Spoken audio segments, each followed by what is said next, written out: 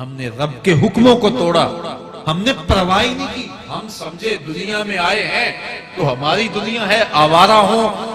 خواہشات نفس کے مطابق زندگی گزاریں، آنکھیں بے حیائی میں لگی رہی، سوچیں آوارگی میں لگی رہی، کان نغمے سنتے رہے، زبان جھوٹ بکتی رہی، ظلم و جبر کا بازار گرم رکھا، عصمتیں عزتیں پامال کرتا رہا، لوگوں کا مال لوٹتا رہا، حق غصب کرتا رہا، کلیجے اور دل چیرتا رہا، لوگوں کو زخمی کرتا رہا، لوگوں کے جذبات سے کھیلتا رہا، پرواہ نہیں کی کہ یہ دنیا ہے، امتحان گاہ ہے، چند دنوں کے لیے آئے ہیں، اللہ کے حضور پیش ہونا ہے، عملوں کا حساب ہونا ہے۔ اب جب وہ دیکھیں گے کہ ہمارے ساتھ کیا ہونے والا ہے، ان کے چہرے پہلے بگڑ جائیں گے۔ کیوں؟ وہ گمان کریں گے کہ ان کی ریڑھ کی ہڈی توڑ دی جائے گی، ایسے عذاب آئیں گے جس طرح کسی کی ریڑھ کی ہڈی ٹوٹ جائے تو اس کا چہرہ شگفتہ گلاب تو نہیں ہوتا، اس کا چہرہ جو ہے وہ تو کس قدر مرجھایا ہوا ہوتا ہے۔ تو اللہ ارشاد فرماتا ہے اس طرح ان کے چہرے ہوں گے۔ ابھی عذاب آیا نہیں ہے لیکن چہرے پہلے اترے ہوئے ہوں گے، اور جب عذاب کی بھٹی میں ڈالے جائیں گے، اللہ اکبر، اور وہ سخت عذاب، حضور نے جبریل امین سے پوچھا مجھے جہنم کے عذابوں کا ذکر سناؤ۔ عرض کی حضور سب سے ہلکے عذاب کی کہانی سناتا ہوں، اور وہ یہ کہ جہنمی کے پاؤں میں آگ کا جوتا رکھا جائے گا، باقی پورا بدن اس کا سلامت ہوگا۔ یہ سب سے ہلکے عذاب کی کیفیت ہے۔ اب پاؤں میں آگ کا جوتا ہوگا، حدت، گرمی، شدت اتنی ہوگی کہ دماغ پگھل کے ناک اور کانوں کے راستے سے باہر آ جائے گا۔ پاؤں میں رکھے ہوئے جوتے کی گرمی دماغ کو ایسے چڑھے گی کہ وہ پگھل جائے گا اور ناک اور کانوں کے راستے سے باہر آ جائے گا۔ تو اللہ کے عذاب کے خوف سے چہرے بگڑ جائیں گے، حالت سلامت نہیں رہے گی۔ یہ واضح میں رکھیں کہ اللہ جس کو جہنم میں ڈالے گا اس کو اس صورت میں نہیں ڈالے گا، یہ محمدی صورت ہے، یہ شکل اس کی چھین لی جائے گی اور اس کی شکل بڑی کر دی جائے گی۔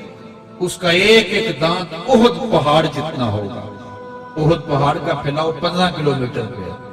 15 کلومیٹر کا ایک دانت اور 32 دانت کتنے ہوں گے تو منہ کتنا بڑا ہوگا۔ اس کو اتنا بڑا اس لیے کیا جائے گا تاکہ وہ عذاب کی تکلیف زیادہ سہے۔ 70 گز موٹی کھال ہوگی اور کھال جل جائے گی تو اللہ قرآن میں فرماتا ہے ہم نئی کھال دے لیں گے تاکہ عذاب کی تکلیف اس کو گوارا کرنی پڑے۔ پھر چیخے گا، چلائے گا، ہائے مجھے پانی دو، پانی دو، پیاس کی شدت ہے۔ 70 سال تک تو اس کی کوئی آواز نہیں سنے۔ 70 سال کے بعد داروغہ جہنم چیخ کر کہے گا کیا مانگتا ہے؟ وہ بولے گا مجھے پانی چاہیے۔ کہا جائے گا تمہیں بھی ملتا ہے پانی۔ پھر داروغہ جہنم اسے پانی دے گا، کوکا کولا کی بوتل دے گا یا پیپسی تھما دے گا یا منرل واٹر کی بوتل دے گا؟ نہیں، قرآن بتاتا ہے اسے مائے حمیم دیا جائے گا، کھولتا ہوا۔ اللہ فرماتا ہے یہ دنیا ہی سب کچھ نہیں ہے، سمجھ لیا یہی سب کچھ ہے، آخرت کو بھول گئے، صبح اٹھے کام پہ چلے گئے، شام آئے آوارگی میں چلے گئے، صدائیں آتی رہی حی علی الصلاۃ حی علی الفلاح، کوئی پرواہ نہیں کی، نہ پیشانیوں نے سجدے کیے، نہ سوچوں میں پاکیزگی آئی، زندگی یوں گزار کے چلے گئے۔ ایسے نہیں، کہا ایک وہ ہوں گے جن کے چہرے شگفتہ گلاب ہوں گے، ایک وہ ہوں گے جن کے چہرے بگڑے ہوئے ہوں گے۔ اللہ اکبر، کلا اذا بلغت التراقی، یہ تو قیامت کا منظر ہے نا، قیامت سے قبل بھی ایک منظر ہے، اللہ اس منظر کو بھی بیان کر رہا ہے۔ کلا اذا بلغت التراقی، ہاں جب جان گلے کو پہنچ جائے، اے انسان تیرے اوپر وہ گھڑی بھی آنے والی ہے، وہ وقت بھی آنے والی ہے جب سانس اس ہنسلی میں اٹک جائے، جب سینے سے بھی سانس اوپر چلی گئی، اب ڈاکٹر بھی لا علاج قرار دے رہے ہیں کہ اب علاج نہیں رہا ہے، جان بس اب نکلنا چاہ رہی ہے، اور کہا جائے گا کوئی جھاڑ پھونک والا بلاؤ۔ اب ڈاکٹروں نے تو جواب دے دیا، اب سانس اٹک گئی گلے میں، چند لمحوں کی مہمان ہے۔ اب ڈاکٹروں نے کہا اب ہماری جانب سے لا علاج ہو گیا، اب لے جاؤ اس کو گھر یا وینٹیلیٹر پہ ڈال دیتے ہیں اس کو، بس اب ہماری جانب سے کوئی اس کا علاج نہیں ہے۔ اب گھر والے روتے ہیں، کہتے ہیں کوئی جھاڑ پھونک والا لاؤ، کوئی دم والا لاؤ، شاید وہ کوئی دم کرے تو اس کی جان میں جان آ جائے، ڈاکٹروں نے تو لا علاج قرار دے دیا۔ وَظَنَّ عَنَّهُ الْفِرَاقُ، اللہ فرماتا ہے یہ تو جھاڑ پھونک والے کو ڈھونڈ رہے ہیں، لیکن جس کی سانس یہاں اٹکی ہے وہ سمجھ گیا ہے اب موت آ گئی ہے، اس کو یقین ہو گیا ہے کہ اب موت کے لمحے آ گئے ہیں، اب میں بچ نہیں پاؤں گا، اب آنکھیں تاڑے لگی ہوئی ہیں۔ وَالْتَفَّتِ السَّاقُ بِالسَّاقِ، پنڈلی پہ پنڈلی چڑھ رہی، جب موت آ جاتی ہے تو پھر پنڈلی سے پنڈلی لپٹ جاتی ہے، اس کو پھر جدا کرتے ہیں اور جدا کر کے دونوں انگوٹھے باندھ دیتے ہیں تاکہ پنڈلی کے اوپر پنڈلی نہ چڑھے۔ اللہ وہ منظر بیان کرتا ہے، صاحب یہ وقت آنے والا ہے جب دونوں انگوٹھے باندھ دیے جائیں گے، جب ناک میں روئی ٹھونس دی جائے گا، جب چٹے لباس میں کفن دیا جائے گا، جب غسال کے سامنے بے بس پڑے ہوں گے، وہ چاہے یہ بازو اٹھائے چاہے یہ بازو اٹھائے، گرم پانی ڈالے یا سرد پانی ڈالے،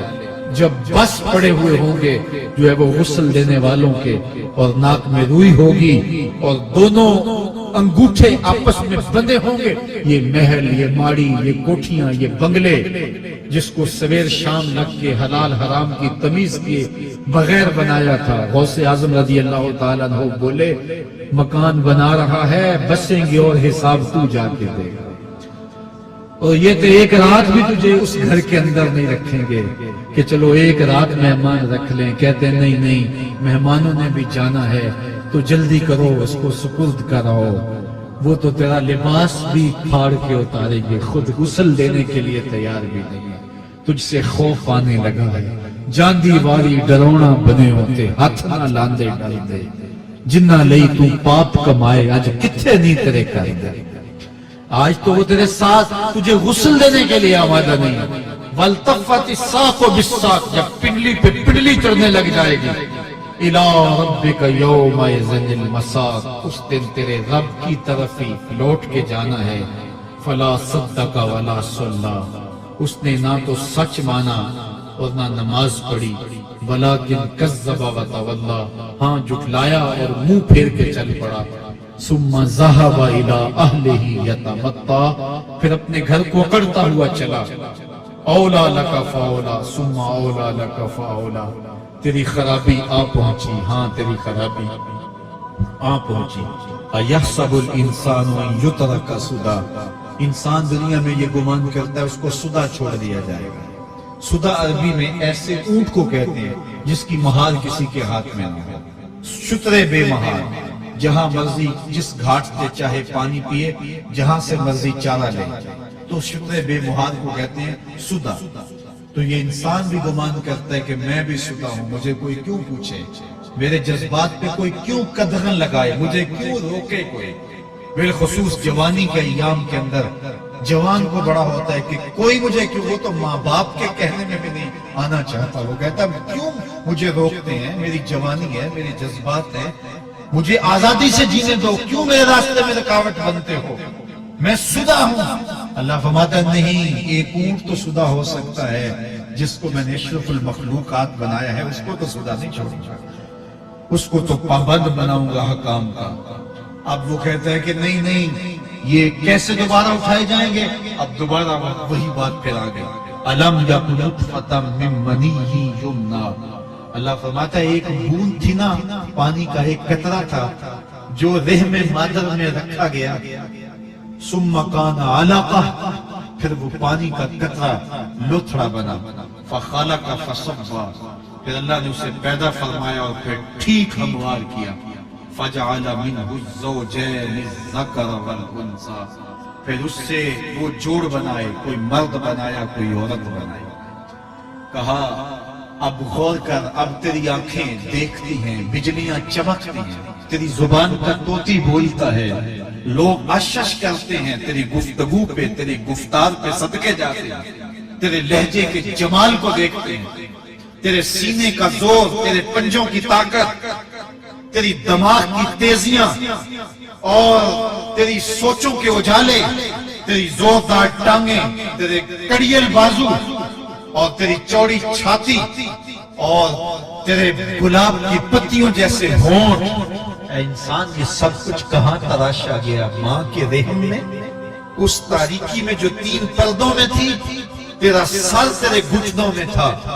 اور تیرے رب نے وہاں تیرے اندر نسوانیت یا رجولیت کی صلاحیتیں پیدا کی، تیری آنکھوں میں چمک پیدا کی، تیرے کانوں میں نغمے بکھیرے، تیری زبان کے پٹھوں پہ قوت ذائقہ رکھی، تجھے بولنے کی صلاحیت دی، تیرے پنجوں میں زور رکھا۔ آج تو مفتی شہر ہے، آج تو علامت الدہر ہے، آج تو قاضی القضات ہے، آج تو منسٹر ہے، آج تو وزیر اعظم ہے، آج تو پہلوان ہے، آج تو شہزادہ ہے، آج تو بادشاہ ہے، آج تو زوراور ہے، آج تیری طاقت کے کیا کہنے، آج شیروں کو تو نچا لیتا ہے، ہاتھیوں کو تو بٹھا لیتا ہے، آج تو بڑا زوراور گھڑ سوار ہے، آج تیری طاقت کے کیا کہنے، تو کشتی کرتا ہے، زمانہ دیکھنے آتا ہے، آج تیری طاقت کے شہرے ہیں، تیری عظمت کے تنتنے ہیں، لیکن انسان تو ایک ناپاک قطرہ تھا اور رحم مادر میں تھا۔ تیرے اندر یہ رنگ کس نے بھرے، تیرے کانوں میں نغمے کس نے رکھے، تجھے دماغ کی قوتیں کس نے دی، زبان کو بولنا کس نے سکھایا، آنکھوں میں توانائیاں کس نے رکھی، تیری زبان پر طوطی بولتا ہے، یہ سلیقے کس نے دیے۔ پھر اللہ فرمایا کتنا زوردار بیان، الیس ذالک بقادر علی ان یحیی الموتى، جو ماں کے پیٹ میں ایک نطفے کو ایک خوبصورت انسان بنا سکتا ہے، ہڈیوں کو جوڑ کے دوبارہ انسان نہیں بنا سکتا؟ کیا وہ دوبارہ تجھے کھڑا نہیں کر سکتا اپنے سامنے پیش ہونے کے لیے، جس کے حکموں کو تو نے توڑا ہے، جس کے فرامین کا تو نے مذاق اڑایا ہے؟ کیا وہ اتنا ہی بے بس ہے کہ اپنے حضور تجھے جو ہے وہ کھڑا ہی نہیں کر سکتا ہے؟ جس رب نے تجھے ماں کے شکم میں شکل دی، حضرت شیخ فرید الدین عطار بولتے ہیں سانے کستی سلاتی می شود، ایسا کاریگر ہے مٹی سے بادشاہ بنا ڈالتا ہے۔ اس نے مٹی سے دارا و سکندر بنائے، اس نے مٹی سے جو ہے وہ رستم و سہراب بنائے، اس نے مٹی سے کیا کیا بنا دیا جو مٹی سے بادشاہ بنا سکتا ہے، جو نطفہ رحم مادر سے جو ہے وہ شکل اور صورت اور رنگ اور جمال بنا دیتا ہے۔ تیری صورت نکھرتی ہے، تیرے ہونٹ گلابی ہیں اور تیری نرگسی آنکھیں ہیں، تیرے ریشمی بال ہیں اور تیری خوبصورت رنگت ہے، تو چال چلتا ہے تو لگتا ہے قیامت چل رہی ہے، تیرا قد رانا جو ہے وہ صنوبر کو شرماتا ہے، تیری گفتار کے تنتنے ہیں۔ جس نے اتنی خوبصورت شکل ماں کے رحم میں بنائی، کیا وہ ہڈیوں کو جوڑ کے دوبارہ انسان نہیں بنا سکتا؟ وہ دوبارہ انسان بنائے گا اور پھر تجھے اپنے حضور کھڑا کرے گا۔ اور ایک حدیث میں آتا ہے اللہ بندے کو اپنے حضور کھڑا کرنے کے بعد اپنے سامنے سے ہٹنے نہیں دے گا جب تک 5 سوال نہیں پوچھے۔ ان عمرہ ہی فیما افنا ہو، اس کی عمر کے بارے میں پوچھے گا کہاں ضائع کی، میں نے تجھے زندگی دی 60 سال 70 سال 40 سال 50 سال، اس زندگی کو کہاں گزار کے آیا ہے۔ ان شبابہ فیما ابلا ہو، اس کی جوانی کے بارے میں پوچھا جائے گا، جوانی کہاں گزار کے آیا ہے، مجنوں تو نہیں بنا، خواہشات کا اسیر تو نہیں ہو گیا، دیوانوں کی طرح زندگی تو نہیں گزار کے آ گیا۔ تیری جوانی کسی چوک میں تو نہیں گزری، تیری جوانی آوارگی میں تو نہیں گزری، ساری رات سوشل میڈیا کے اوپر گندگی اور غلاظتیں تو نہیں دیکھتا رہا۔ تیری زندگی گزری کہاں ہے، تیری جوانی گزری کہاں ہے؟ اگر کوئی جواب نہ ہوا تو پھر کیا جواب دے گا؟ اور وہ کتنا خوش نصیب ہوگا جو کہے گا مالک میری جوانی سجدوں میں گزری، میری جوانی قیام میں گزری، میری جوانی رکوع میں گزری۔ میرے حضور فرماتے ہیں سبعۃ یظلھم اللہ فی ظلہ یوم لا ظل الا ظلہ، 7 اشخاص ایسے ہیں قیامت کے دن جب کوئی سایہ نہیں ہوگا، اللہ ان 7 کو اپنے عرش کا سایہ دے گا۔ ان میں سے دوسرا شخص میرے حضور نے بیان فرمایا وَشَابٌ نَشَأَ فِي عِبَادَتِ اللَّهِ، وہ جوان جس کی جوانی اللہ کی عبادت میں گزری۔ جوانوں اپنی زندگی کو مالک کی دہلیز پہ لے آؤ، جوانی وہی ہے جو مالک کی چوکھٹ پہ گزرے۔ اپنے دل کا تعلق جوڑو، عشق کرنا ہے تو پھر آمنہ کے لال سے کرو، محبت کا رشتہ ان سے جوڑو، تعلق کا ربط ان سے قائم کرو، جوانی کو دین کی راہ پہ ڈالو، اللہ اکبر، سنو میرے حضور کا فرمان، انا حبیب اللہ، میں اللہ کا حبیب ہوں۔ پھر فرمایا الشاب التائب حبیب اللہ، جو جوانی میں توبہ کرے وہ بھی اللہ کا حبیب ہے۔ آؤ اللہ کے حبیب بن جاؤ، اللہ کے حبیب بن جاؤ، اللہ کے حبیب بن جاؤ، اللہ کے محبوب بن جاؤ۔ لیلۃ القدر کی گھڑیاں ہیں، رات کا پچھلا پہر ہے، اللہ کے حضور یہ عہد کر کے اٹھو، مالک جو زندگی گزر گئی، آئندہ جوانی کا ایک ایک لمحہ تیرے لیے گزرے گا، جیوں گا تو تیرے لیے، مروں گا تو تیرے لیے، میری ایک ایک سانس تیرے نام وقف ہوئی، میری زندگی کی ایک ایک ساتھ تیرے نام وقف ہوئی، میں اپنا سب کچھ تیرے لیے پیش کرتا ہوں۔ میری زندگی کا مالک بھی تو ہے، میری موت و حیات کا خالق اور مالک بھی تو ہے، یہ زندگی تو نے دی، تیری امانت ہے، تیرے حضور بھی پیش کرتا ہوں۔ اور لیلۃ القدر کی گھڑیوں میں اس عزم کے ساتھ گھروں کو لوٹو کہ اللہ میری زندگی کا ایک ایک لمحہ تیرے نام ہوا، آنے والے موسم تیرے نام ہوئے، میری جوانی تیرے نام ہوئی، میری آنسو تیرے نام ہوئے، میری پیشانی تیرے نام ہوئی، میرے دل کی دھڑکن تیرے نام ہوئی، میری صلاحیتیں تیرے نام ہوئی، میری زبان بولے گی تو تیری تسبیح بولے گی، تیرے ذکر کے ترانے پڑے گی، میرے کان سنیں گے تو قرآن کے نغمے سنیں گے، میری آنکھیں دیکھیں گی تو مالک تیری قدرت کی نشانیاں دیکھیں گی، تیرے رسول کا روضہ دیکھیں گی، تیرا کعبہ دیکھیں گی۔ مالک میری زبان سچائی کے نور سے مالا مال ہوگی اور میں ساری زندگی تیرے نام کرتا ہوں، اور جب آپ اپنی ساری زندگی اللہ کے نام کر دیں گے تو پھر وہ پوری کائنات تمہارے نام کر دیں گے کہ محمد سے وفات نے تو ہم تیرے ہیں، یہ جہاں چیز ہے کیا لوح و قلم تیرے ہیں۔ اللہ آپ سب کو اپنی پناہ میں، امان میں اور حفاظتوں کے ساتھ